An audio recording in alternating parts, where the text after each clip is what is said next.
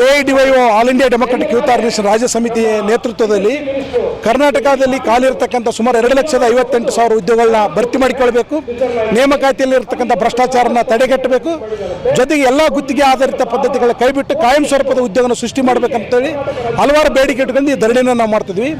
ಪ್ರಮುಖವಾಗಿ ಇವತ್ತು ಸರ್ಕಾರ ನಿರುದ್ಯೋಗ ಸಮಸ್ಯೆಯನ್ನು ಎಷ್ಟು ಪ್ರಡಂಬಿತವಾಗಿ ಬೆಳೆದಿದೆ ನೀವು ಗಮನಿಸಿರ್ಬೋದು. ಇತ್ತೀಚೆಗೆ ವಾಣಿಜ್ಯ ಇಲಾಖೆಯಲ್ಲಿ ಕೇವಲ 15 ಪೋಸ್ಟ್ಗೆ ಕರ್ನಾಟಕದಲ್ಲಿ 25,000 ಜನ ಪರೀಕ್ಷೆ ಬರೆದರು.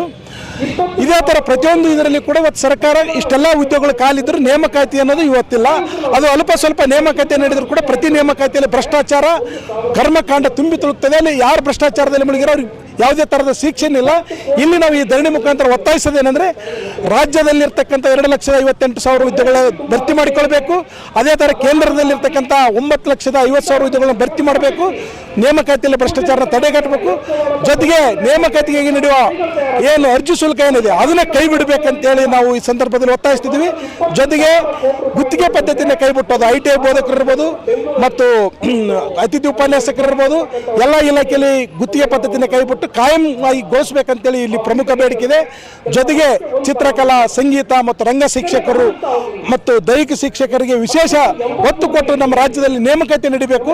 ಇವತ್ತು ಅವ್ರದ್ದು ಒಂದು ಪಠ್ಯನ ಕೂಡ ಪ್ರಾಥಮಿಕ ಹಂತದಿಂದ ಶಾಲಾ ಪಠ್ಯಗಳಲ್ಲಿ ಸೇರಿಸಬೇಕು. ಅವ್ರ ಬದುಕಿಗೆ ಒಂದು ಉದ್ಯೋಗ ಬದ್ಧತೆ ನೀಡಬೇಕಂತೇಳಿ ಈ ಸಂದರ್ಭದಲ್ಲಿ ನಮ್ಮ AIDYO ಸಂಘಟನೆಯಿಂದ ಒತ್ತಾಯಿಸ್ತಿದ್ವಿ.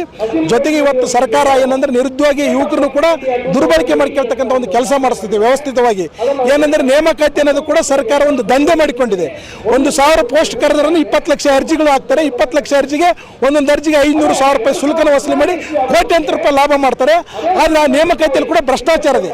ಇಲ್ಲಿ ಭ್ರಷ್ಟಾಚಾರದಲ್ಲಿ ಯಾರು ತೊಡಗ್ಯಾರ ಅವ್ರು ಯಾವುದೇ ಥರದ ಸ್ಥಾನದಲ್ಲಿ ಅವರಿಗೆ ಉಗ್ರ ಶಿಕ್ಷೆ ಆಗಬೇಕು. ಸರ್ಕಾರ ಈ ಧರಣಿ ಮುಖಾಂತರ ನಾವು ಎಚ್ಚರ ಮಾಡೋದೇನೆಂದರೆ ರಾಜ್ಯದಲ್ಲಿ ಇರ್ತಕ್ಕಂಥ 2,58,000 ಉದ್ಯೋಗಗಳ ಭರ್ತಿಗೆ ಮುನ್ನಡಿಬೇಕು, ಕ್ರಮ ಕೈಗೊಳ್ಳಬೇಕಂತ ಈ ಸಂದರ್ಭದಲ್ಲಿ ನಾವು ನಮ್ಮ AIDYO ಸಂಘಟನೆಯಿಂದ ಒತ್ತಾಯಿಸ್ತಿದ್ವಿ. ಶರಣಪ್ಪ ಉದ್ವಾಳ್, AIDYO ರಾಜ್ಯಾಧ್ಯಕ್ಷ. ರಾಜ್ಯ ಸರ್ಕಾರಿ ಕೈಗಾರಿಕಾ ಅತಿಥಿ ಬೋಧಕರ ಸಮಿತಿ ಈ ದಿನ ನಾವು ಅನಿರ್ದಿಷ್ಟಾವಧಿ ಮುಷ್ಕರವನ್ನು ಹಮ್ಮಿಕೊಂಡಿದ್ದೇವೆ. ನಮ್ಮ ಹಕ್ಕೊತ್ತಾಯವನ್ನು ಸರ್ಕಾರ ಈಡೇರಿಸಲೇಬೇಕು ಅನ್ನೋದು ನಮ್ಮ ಇವತ್ತಿನ ಹಕ್ಕೊತ್ತಾಯ. ನಮಗೆ ಆಗ್ತಿರೋ ಅನ್ಯಾಯ ಏನು ಅಂತಂದರೆ ನಾವು ದುಡಿಯೋದು 8 ಗಂಟೆಗಳ ಕಾಲ ಆದರೂ 6ರಿಂದ 8 ಗಂಟೆಗಳ ಕಾಲ ದುಡಿತೀವಿ. ಆದರೆ ನಮಗೆ ಸಿಗ್ತಾ ಇರೋದು ಬರೀ ಗಂಟೆಗೆ 125ರಂತೆ 4 ಗಂಟೆಯ ಸಂಬಳ ಮಾತ್ರ ನಮಗೆ ಸಿಗುತ್ತೆ. ಅದು ಕೂಡ ಪ್ರತಿ ತಿಂಗಳು ಸ್ಯಾಲ್ರಿ ನಮಗೆ ಆಗೋದಿಲ್ಲ. ಯಾವುದೇ ಸೇವಾ ಭದ್ರತೆ ನಮಗಿಲ್ಲ. ಸೇವಾ ಭದ್ರತೆ ಇಲ್ಲದೇ ಇಷ್ಟು ಕಡಿಮೆ ಸಂಬಳದಲ್ಲಿ ದುಡಿತಿದ್ದು ದಿನಗೂಲಿ ನೌಕರರಿಗಿಂತ ಕಡಿಮೆ ಸಂಭಾವನೆಯನ್ನು ಪಡಿತಾ ಇದೆ. ಇದು ನಮಗೆ ಆಗ್ತಿರೋಂಥ ಬಹಳ ದೊಡ್ಡ ಅನ್ಯಾಯ ಅಂತ ನಾವು ಹೇಳಕ್ಕೆ ಇಷ್ಟಪಡ್ತೀವಿ. 2 ವರ್ಷದಿಂದ 20 ವರ್ಷ ಎಕ್ಸ್ಪೀರಿಯನ್ಸ್ ಇರೋರು ನಾವಿಲ್ಲಿ ದುಡಿತಾ ಇದ್ದೀವಿ. ಬಟ್ ನಮ್ಮಲ್ಲಿ ಏನು ದುಡಿಮೆಯನ್ನು ಮಾಡಿಸ್ಕೊಳ್ತಾ ಇದ್ದಾರೆ ಬಿಟ್ಟರೆ ನಮಗೆ ಯಾವುದೇ ಥರದ ಸೇವಾ ಭದ್ರತೆಯನ್ನು ಒದಗಿಸಿಲ್ಲ. ಇದನ್ನು ನಾವು ಕಡಾಖಂಡಿತವಾಗಿ ಖಂಡಿಸ್ತೀವಿ. ಹಾಗೂ ಸರ್ಕಾರ ನಮ್ಮ ಬಗ್ಗೆ ಗಮನವನ್ನು ಹರಿಸಬೇಕು. ಈ ಕೂಡಲೇ ನಮ್ಮ ಸರ್ಕಾರ ನಮ್ಮ ಪರವಾಗಿ ನಿಲ್ಲಬೇಕು ಅಂತ ನಮ್ಮ ಎಲ್ಲ ಸರ್ಕಾರಿ ಕೈಗಾರಿಕಾ ಸಂಸ್ಥೆಯಲ್ಲಿ ದುಡಿತಿರ್ತಕ್ಕಂಥ ಅತಿಥಿ ಬೋಧಕರ ಪರವಾಗಿ ನಾನು ವಿನಮ್ರವಾಗಿ ಸರ್ಕಾರಕ್ಕೆ ಕೇಳ್ಕೊಳ್ತೇನೆ, ನಮ್ಮ ಪರವಾಗಿ ನಿಲ್ಲಿ ಅಂತ ಹೇಳಿ ಮನವಿಯನ್ನ ಮಾಡಿ. ಸರ್ಕಾರಿ ಕೈಗಾರಿಕಾ ತರಬೇತಿ ಸಂಸ್ಥೆಯಲ್ಲಿ ದುಡಿತಾ ಇರ್ತಕ್ಕಂಥ ಅತಿಥಿ ಬೋಧಕರ ಪರವಾಗಿ ನಾವು ಮಾತಾಡ್ತಾ ಇದ್ದೇವೆ. ಏನು ಅಂತಂತಂದ್ರೆ ಇವತ್ತಿನ ದಿವಸ ಕೂಲಿ ಕಾರ್ಮಿಕರು ದಿನಕ್ಕೆ 500-600 ರೂಪಾಯಿ ದುಡಿತಾ ಇದ್ದಾರೆ. ಆದರೆ ನಮ್ಮ ಕೈ ಕೆಳಗೆ ಓದಿರ್ತಕ್ಕಂಥ ತರಬೇತುದಾರರು ಇವತ್ತು 18-20 ಸಾವಿರ ರೂಪಾಯಿ ಸಂಬಳ ತಗೊಂತಿದ್ರೆ, ಆದರೆ ನಾವು ದಿನಗೂಲಿಗಿಂತ ಕಡಿಮೆ ದರದಲ್ಲಿ ನಾವು ಇವತ್ತು ಸಂಬಳವನ್ನು ತಗೊಂಡು ಬಹಳ ಕೆಳ ಹಂತದಲ್ಲಿ ನಾವು ಇವತ್ತು ಜೀವನವನ್ನು ನಿರ್ವಹಣೆ ಮಾಡ್ತಾ ಇದ್ದೇವೆ.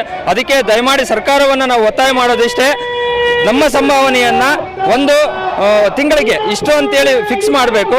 ಆಮೇಲೆ ನಮಗೆ ಒಂದು ಸೇವಾ ಭದ್ರತೆಯನ್ನು ಕೊಡಬೇಕು. ಏನು ಈಗ ಡಿಗ್ರಿ ಕಾಲೇಜ್ನವ್ರಿಗೆ ಏನು ಕೊಟ್ಟಿದ್ದಾರೆ ಅವೆಲ್ಲ ಸವಲತ್ತುಗಳನ್ನು ನಮಗೂ ಕೂಡ ಕೊಡಬೇಕು ಅಂತೇಳಿ ಕೇಳ್ಕೊಳ್ತಾ ಇದ್ದೇವೆ. ಯಾಕೆಂತಂದ್ರೆ ಈಗ ಆಲ್ರೆಡಿ ನಾವು 4 ತಾಸು ಅಂದ್ಕೊಂಡು 6ರಿಂದ 8 ತಾಸು ನಾವು ಕೆಲಸ ಮಾಡ್ತಾ ಇದ್ದೀವಿ. ಆದರೆ ತಕ್ಕಂತ ನಮಗೆ ಇವತ್ತು ಸಂಭಾವನೆ ಸಿಗ್ತಾ ಇಲ್ಲ. ಆ ಕಾರಣದಿಂದ ದಯಮಾಡಿ ಇವತ್ತೇ ಆ ಸರ್ಕಾರವನ್ನು ಒತ್ತಾಯ ಮಾಡ್ತಾ ಇದ್ದೇವೆ. ದಯಮಾಡಿ ನಮ್ಮ ಒಂದು ಹಕ್ಕೊತ್ತಾಯವನ್ನು ಪರಿಶೀಲನೆ ಮಾಡಿ ಮುಂದಿನ ದಿನಗಳಲ್ಲಿ ಅದನ್ನ ಜಾರಿಗೆ ತರಬೇಕು ಅಂತೇಳಿ ಎಲ್ಲ ನನ್ನ ಅತಿಥಿ ಬೋಧಕರ ಪರವಾಗಿ ವಿನಮ್ರವಾಗಿ ವಿನಂತಿಯನ್ನು ಮಾಡಿಕೊಳ್ತಾ ಇದ್ದೇನೆ. ನಮಸ್ಕಾರ, ನಾನು ನಾಗಲಿಂಗಯ್ಯ ಸ್ಥಾವರಮಠ್ ನವ ಕರ್ನಾಟಕ ಸಂಗೀತ ಪದವೀಧರರ ಸಂಘದ ಕಾರ್ಯದರ್ಶಿಯಾಗಿದ್ದೇನೆ. ಹಾಗೂ ಸಹ ಕಾರ್ಯದರ್ಶಿಗಳು ಎಲ್ಲ ಸದಸ್ಯರು ಕೂಡ ಕಲಬುರಗಿಯಿಂದ ಇವತ್ತಿನ ದಿವಸ ಆಗಮಿಸಿವೆ.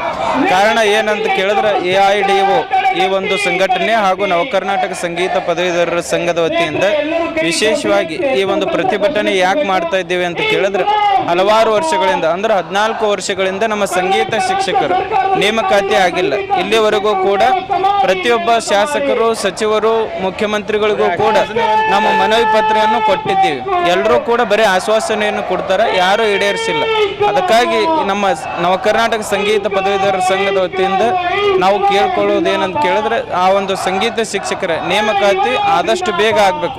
ಎಲ್ಲರೂ ಕೂಡ ಬರೀ ಆಶ್ವಾಸನೆ ಕೊಡ್ತಾರೆ. ಅದಕ್ಕಾಗಿ ಈ ಪ್ರತಿಭಟನೆಯನ್ನು ಈ ಒಂದು AIDOದವರು, ಈ ಒಂದು ಸಂಘಟನೆಯವರು ಕೂಡಿ ದೈಹಿಕ ಶಿಕ್ಷಕರು ಹಾಗೂ ಚಿತ್ರಕಲಾ ಶಿಕ್ಷಕರು, ನಮ್ಮ ಸಂಗೀತ ಶಿಕ್ಷಕರು ಎಲ್ಲರ ನೇಮಕಾತಿ ಆಗ್ಬೇಕಂತ ತಿಳ್ಕೊಂಡು ಎಲ್ಲ ಕ್ಷೇತ್ರದ ಎಲ್ಲ ಶಿಕ್ಷಕರು ಕೂಡ ಆ ಒಂದು ಆಯ್ಕೆಯನ್ನು ಮಾಡ್ಕೊಳ್ತಾಳೆ.